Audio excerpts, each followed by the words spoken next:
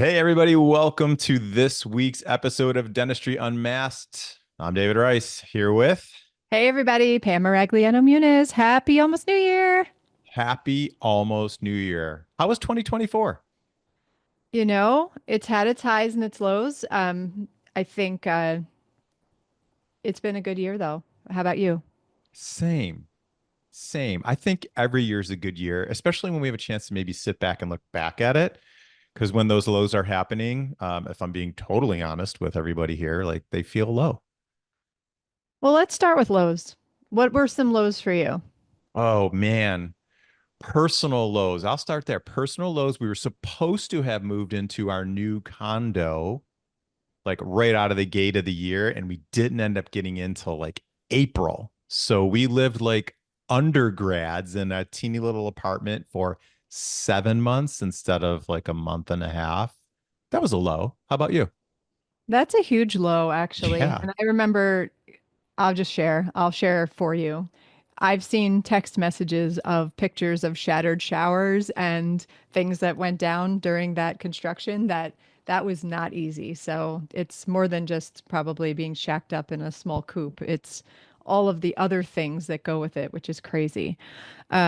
A low for me, I lost my 17-year-old cat this year. And so I feel like I don't know about you guys. I feel like as practice owners, as dentists, as, the leader of your practice, nobody has time to ache. You know what I mean? I feel like, you know, my office manager knew what was happening that evening, and I walked in, she just looked at me and I'm like, I can't talk about it right now. And she's like, do you want a hug? I'm like, nope, I need to not cry in the middle of my morning. And so it's interesting because I feel like we're people and we need time to feel, and we need time to be people sometimes. And so I know some of you might be like, you're being ridiculous, it's just a cat, but she was with me during residency. She picked Rich for me. I mean, I honestly don't even know if Rich would be in my life if she wasn't there. So yeah, it was a setback for me. It was hard. So I feel like that was certainly a low that I hope I don't have to relive with my two dogs anytime soon. So there was that. Yeah, it is hard, and you're right. And I think as a leader in a practice, as people who are out and about in front of a lot of different audiences, both on the dental professional side as well as the industry side, it is you put your best mask on all the time because I think we're probably similar. Like I never felt like my emotional burdens shouldn't be somebody else's. Like I should be able to shelter people from those things and just put my happy face on and go do my thing. And that isn't always easy to do. And I'm guessing if you're listening in here, you are in a position or have been in a position where you've felt you need to wear that mask too. It's really hard. I remember I was at a conference and there was a break during my lecture. So, like, literally on stage during a break. And like a fool, I looked at my phone and my The worst. grandmother passed away in the middle of a lecture. And I was like, okay, cannot deal with this right now. Like, I have to emotionally put this on the shelf just for the sake of what we were doing. And, 'cause that's just not going to look well if I just fall apart in the middle of a lecture. And so, yeah, but I think that one thing I did learn from the cat is that you have to let people take care of you. So it was really sweet that I feel like my team was really with me on it, and they were super sweet, and they you could tell that they all were really sympathetic and empathetic, and they just made my days right after that so nice and so amazing that I feel like, sometimes we need to let the people around us pick us back up. So I don't want to make this a Debbie Downer because it wasn't a bad year, but that was my low that I dragged Nope. out too long.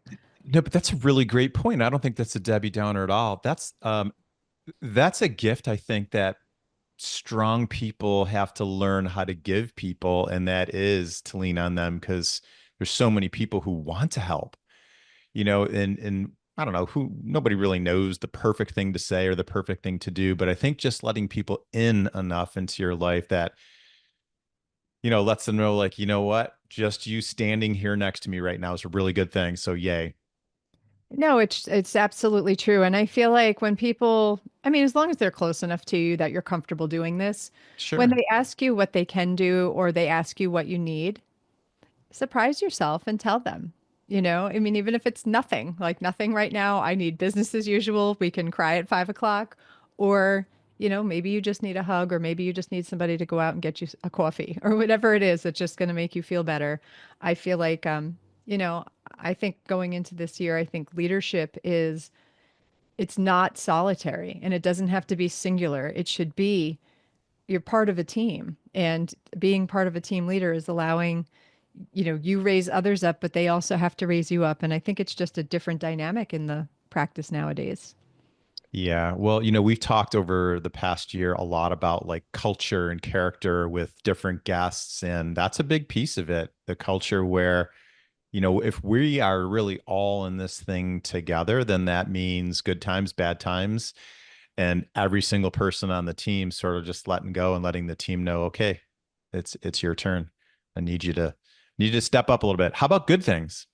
How about Oh great my things? gosh, so many great things. And I definitely want to get to great things, Yeah, but I think because I could actually spend the rest of our time talking about great things and love it. planning for the next year and things like that. But I do think, though, this has been a great year for the podcast. I feel like I absolutely love when I go to a conference or a lecture, people ask about you and they ask about our podcast, and it's amazing to see it grow. And I feel like it's been such a gift that people are a part of this with us. And also, I'm really grateful for the contributors of our guests who come and they share their candid takes on different things. And so, before I get to all of our wins, I want to celebrate this, and I think we should, give back and let you know that we're here for you and we have a present for you. So, David, you want to talk about it?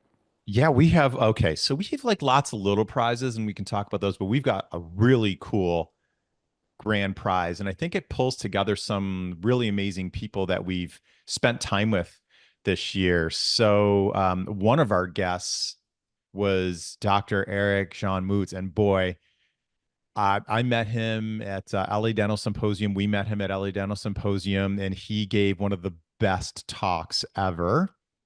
And then, it happened to be centered around this read. So let me see if I can get this in focus here. Oh, this little thing is going to do me wrong. But anyway, it's about resin infiltration.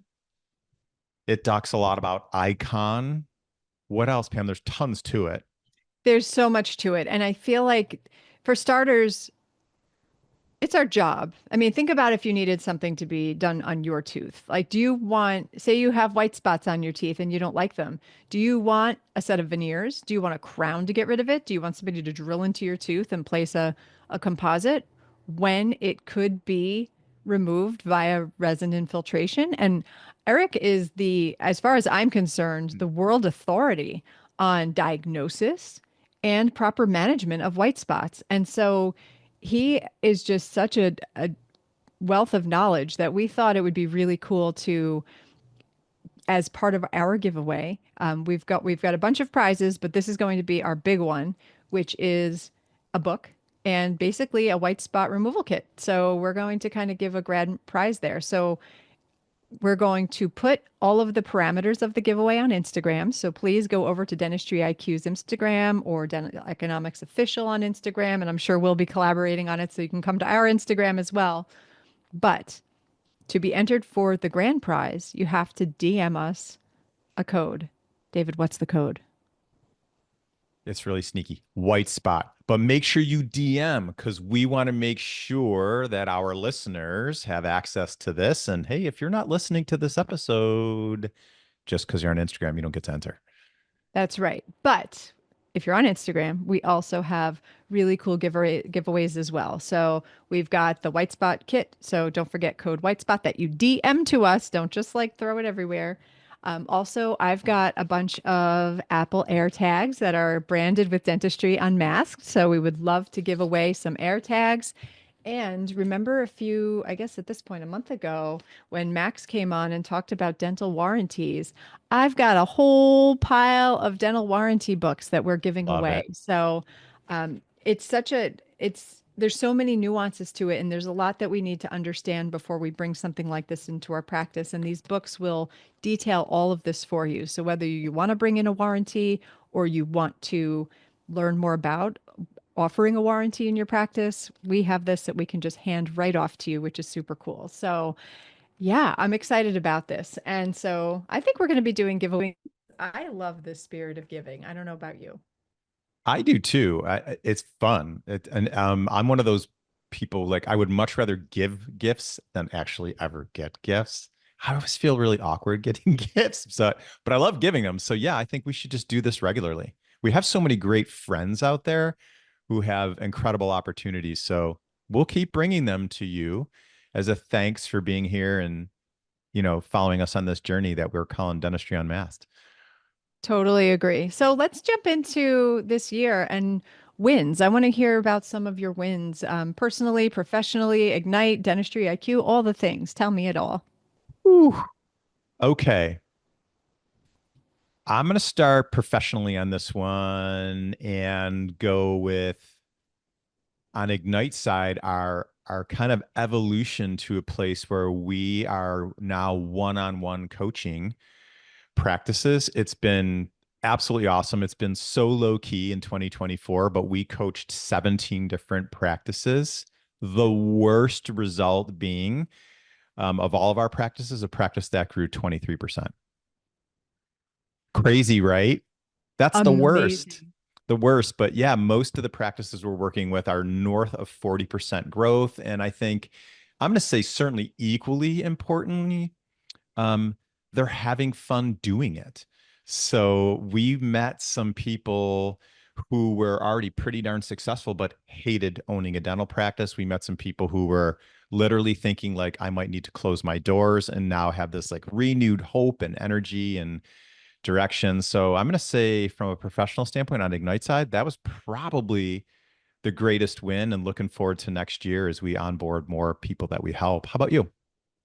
So I've had some wins, but I want to dig deeper into this whole thing because I Yeah. feel like people hear about coaching. And if Yes. you follow any social forums, people are like, coaches are garbage. You're going to throw your money after nothing. Yep. And so, who are the people that benefit the most from coaching? Because I feel like I hear about coaching. Um, maybe you've tried a little coaching or you think you have a mentor and you think that's enough. Like, who should be getting a coach, and who would benefit the most from it? And so, I feel like I'm one of those people's like, if I can do it, you can do it. And I Yeah. feel like there's people that are listening that are like, this would never work for me. And so, I want to hear a little bit more about that. I'm going to say, at foundationally, if you're somebody who can't figure out why you're not like living your best life, whatever that is for you. You want to travel more, you want more money, you want more time off, just friends, family. And if you feel like, gosh, I'm really putting in some work and I'm not getting the results, then step one is to say, how come? And maybe I need some help to do it. The other part of that story is to make you a great candidate for coaching, like you have to be able to look yourself in the mirror and know that you're going to put in the work and know that if you're working with the right people, you're going to hear some things that push back on how you've done it before. It doesn't make you bad, but you're going to need to be able to hear those things, honestly, and then show up and do the work. If you don't want to do the work or you don't want to hear the bad things, you should never hire any coach ever. That's true. I Right. actually was afraid in the Yeah. beginning when I bought my practice, and anybody that came in was like, and even I hired a coach that was a friend. She was an office manager, so she knew me, so she could be really candid with me. She was like, Pam, you need to fire some people. And I was Yeah. like, no, I couldn't. And so I kind of ignored her recommendations. And then finally I got mad enough that I did, but it Yeah. took me years to do that. And sometimes you have to be open to the recommendations and the feedback from outside eyes. So if you're not ready for that, maybe coaching isn't for you, but 100%. early of the year. And so there's a lot of things that can happen there. So yeah, you mentioned goals and, that kind of thing. My practice, it's so interesting. So we created goals for Love it. 2024. And it's actually really funny. My office manager, Brittany, she's funny. She's so sneaky.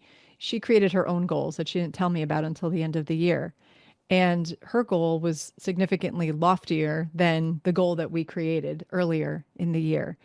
And we not only surpassed our practice goal, we surpassed her practice goal. So for the Ooh. first time in the history of me owning my practice in 10 years, December has been pretty chill. I feel like most of us at the end of the year are, trying to like get your last, whatever benefits you have. And we're like hamsters on a hamster wheel. And because we've crushed our goals, I'm like, dude, I only want to see people that are going to help set us up for a great 2025. So I've done more new patient consults. If it's some like a student or somebody that I need to get into the schedule, no problem, I'll do it. But I'm not on the hamster wheel. And I can't tell you that this year has been the most enjoyable December that I've ever had in my entire life. So just deliveries to kind of like crush the goals that we already have crushed and setting up for a great 2025. And so this is new for me and it's really freaking awesome. I love that so much. I think, yeah, the hamster wheel is something that I literally hear 4 times a week. I've said it myself because I've been on it certainly. And then almost everyone you meet feels like they're on that hamster wheel. So what a cool month to be able to have where you're able to sit back and actually plan for the future. Because I think that gets a lot of us in trouble, doesn't it? Like we're so busy being busy that we run out of time to prep and keep ourselves busy and happy and the whole 9 yards. So I love that. How's so is January just like shaping up already? Yeah, so basically at this point, which again, kind of new, but again, really awesome, it's we're block scheduling. So Love there's it. certain things that we're planning for ahead of time. We're going to start block scheduling even for consults because my office manager likes to be in the consult with me because she wants to hear everything so that when it's that handoff to start putting together treatment plans or referrals or whatever, she just wants to be there right up front so that she's just ready to hit the ground running when the patient stands up out of my chair, which is cool. So we're going to schedule for that. Um, I don't think you can get much of an appointment with me in January at this point. I'm looking at February. But what's Awesome. great is that that's helping leverage my associate. And she is just incredible. And she's bringing new things and into the practice. And I feel really positive going into 2025. So from a practice standpoint, it's been a cool year and it's been a nice, I've worked really hard. And I will say I worked really hard during 2024 to have a chill December. And I'm going to try to do the same next year as well. I love that. Okay, so how about personally? Oh, um, well, personally, it's been a great year as well. So I think one of the best things that happened to me, and this was a 2023 thing that you start to see the benefits come later, was Yeah. I hired a one-man show financial advisor. And so Ooh. he's somebody who is not part of like a big thing, and he's not I pay him every month, flat rate, that's it.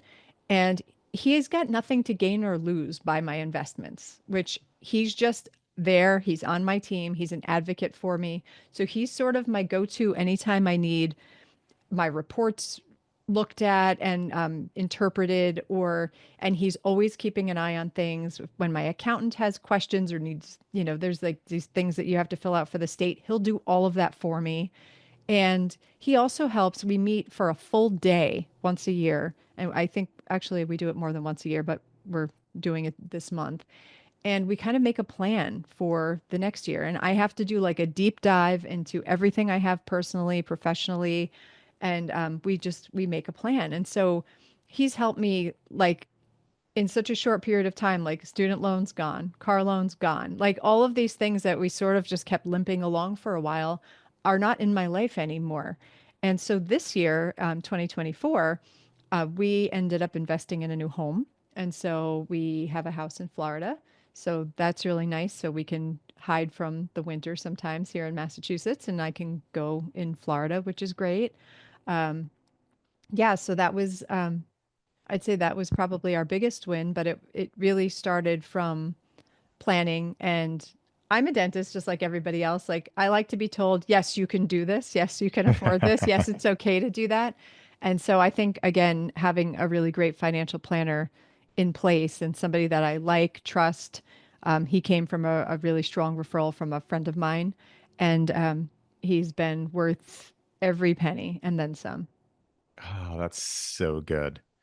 It's so good. And I think people underestimate how valuable that person is, especially when maybe sometimes we're looking in the mirror like I don't have enough money to really need that person, but the right person helps you achieve those things and also sets timelines and keeps it all in order. It's really cool to see all that coming together for you.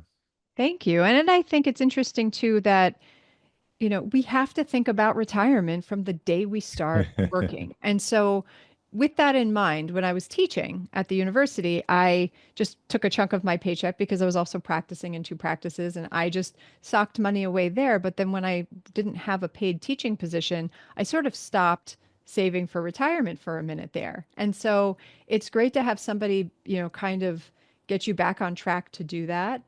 And he will help you, if you're like, obviously we all want to like live on a beach tomorrow, but we have to kind of get an idea of what age we would like to be able to retire. Even if you don't, at least you have an idea and that you're prepared to be able to do that by that set age.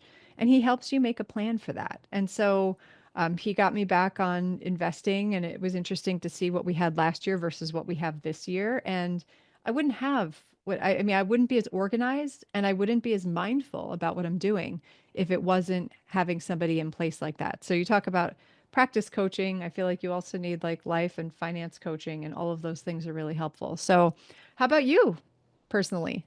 Yeah, well, is as far as the painful part was the move and all the things that went with it. One of the best things that happened is we were here and we love our place. And every morning we get to wake up and look out at the water and bring Gibbs, for a walk on the bay when I'm home. Anastasia does it if I'm not here, but when we're together, it's really nice that we like kick off our mornings with like a 3 or 4 mile walk. And it's just such peaceful, family, easy time. I think running around so much, most people wouldn't necessarily think like, what's my favorite thing to do? Go for a walk with Anastasia and Gibbs, like just for an hour and unplug. So I've been able to do a lot more of that family time stuff, which is great.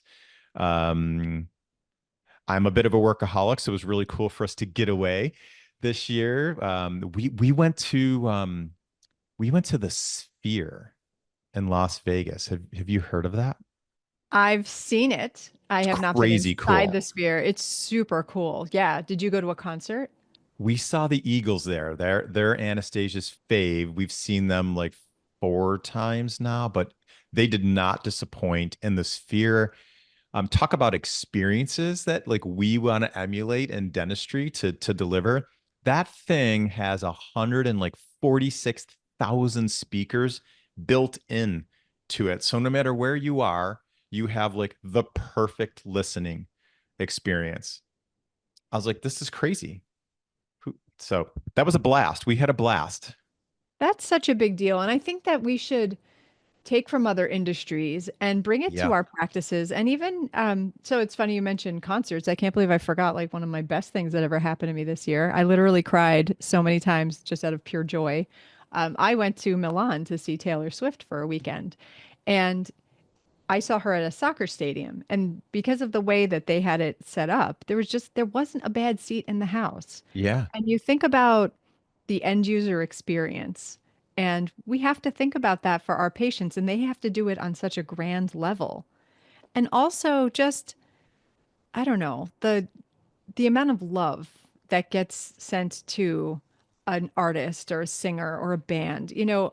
I feel like, gosh, they've done it right. It's amazing to just see that outpouring of love from people. And I feel like I see so many people in dentistry trying to be dental famous or something like that. And I just think, I think you just need to raise people up and make them feel good. And I feel like that's the way to really contribute to this world. Man, I do too. I mean, that's a really good point. There's so many lessons there. So there's the emotional connection that great artists know how to make that totally separates them from everybody else. There's clearly a skill set that they have and they work really hard to develop over time. And you see people, I mean, I'm sure Taylor Swift was really talented on her first show, but I bet she's way better today than she was on show number one. And then you assemble this team of people that make your life so much easier so it can go smooth. I'm curious, and so how many people did that soccer stadium hold? I think it was in the ballpark of about 100,000 people. And I, Crazy. I mean, it was just, I mean, talk about a community of happy people. Like you could literally go up to anybody. And we're in Italy. Like I don't speak Italian. I know, Dad, I should, but I don't. And you could literally go up to anybody and trade bracelets with them, or they could give you a temporary tattoo. I ended up at RDH under one roof with a 13 still stuck to my arm because I couldn't get it off. Um, I mean, there was just such a cool, it wasn't even just like your individual feeling towards that artist. It's just also being part of such a cool, fun, happy community of people of all ages. And I mean, every time Rich looked over to me, he was like, "You're crying again?" And I'm like, "I'm just so happy." It was just, it was just so cool. And then he obviously isn't much of a Swiftie, but throughout the concert, he was like, "What's this song about? Who'd she write this for?" So it's interesting how even those who aren't really that into it can be intrigued by the story. And the and again, I think a lot of it is her just being herself and sharing a bit of herself with everybody because I think at the end of the day, that's what's most relatable and I think that that resonates with people. I think so too. And I just posted on this randomly. It's funny how small the world is. And when I was younger, I felt like I chased so many things. I was right. You chase somebody to have in your life. You chase patience. You chase this perfect team. You chase this on and on and on and on. And then, one day I think when you work at it, you work at, and to your point, people like having a great financial planner. So you build this team of people that helps you. You realize like, man, it's not about the chase really so much as just attracting the right people. So when you said community for Taylor Swift, I think as dentists, we have such an incredible ability to build community within our four walls. And yes, the dentistry is important, all the other stuff's important, but once you build that community, it just becomes this machine that keeps feeding itself, and you don't have to make up a story and sell anyone anything. You're just being authentically yourself, and you're surrounded by people who like you for that. And be unapologetically yourself. I feel like if Yes. there's something I actually had such a cool conversation with a dental student, and I hope you're listening. You know who you are. When I was driving to the pros conference last month, and we were chatting, and I was like, probably one of the most important things you can do is just like be yourself. Like patient, like you're going to attract your kind of people, but if you're Yeah. trying to be the owner dentist, or you're trying to be just like the person who you bought your practice from, or you're trying to be somebody that you think your patients want, it's just going to be so frustrating and it's exhausting. And you end up attracting people you don't even want around you. And so I loved that post actually. And I think that that means so much and it should mean a lot to dentists. And it's hard to be yourself because it's vulnerable. But I think that once you just do it, all of a sudden, it like you just have the right people. We have a little sign in our lunchroom and it says your vibe attracts your tribe. And it is so true. So, yes, so maybe that's a 2025 thing to just allow yourself to be yourself and you'll find that maybe, you know, people on your team that, are bringing you down aren't going to be there anymore or patients that really aren't a great fit for you won't be there anymore. Yet all of a sudden, your practice will grow via people that are your kind of people. And that's where dentistry, I think, gets really fun. So, what's in store for you for 2025? We talked about our losses, Ooh. our wins, but like what's I I like to just sort of ride the wave and just kind of see what happens. I'm not really great at like a 5-year plan or really a plan at all. That's why I need a team around me. But, I know you're more organized than me. So what is in store for you for 2025? So funny you say that. I am like instinctively like not organized. I force myself into organization and thank God for same thing, people around me who help me do that. But I'm gonna say what's in store is slowing down to speed up so I can focus more attention on a smaller circle of people in a smaller amount of um, items, things that we're gonna attack, and I know that when I do that, it will help, bring us to the other side of the rainbow, which we've been working towards for so long. So I'm gonna say that's my biggest thing is just slow it down, travel less for work, and invest more time into the things I really, really want to be spending more time doing. How about you? Same. And if you've listened to us for a year, you're going to roll your eyes because I said this last year and it did not happen that I was going to try to travel less. And so, what ended up happening this year was I traveled more. And every time I didn't have a trip, I stuck in a trip to Florida around furniture deliveries and everything else. So I was really not home very often. And so I really am going to try to make an honest effort to travel less, including personal travel versus work travel.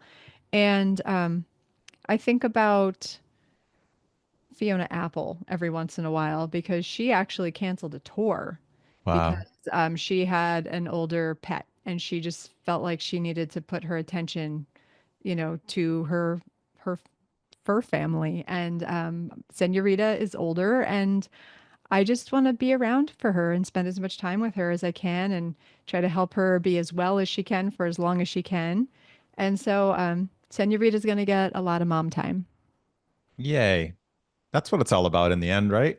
Absolutely. I couldn't No agree one's more. no one's going to look back and wish they prepped one more crown or spoke to one more audience. It's about the people who really matter, and I'm guessing um you look at your two little pups like people because that's what we do for sure.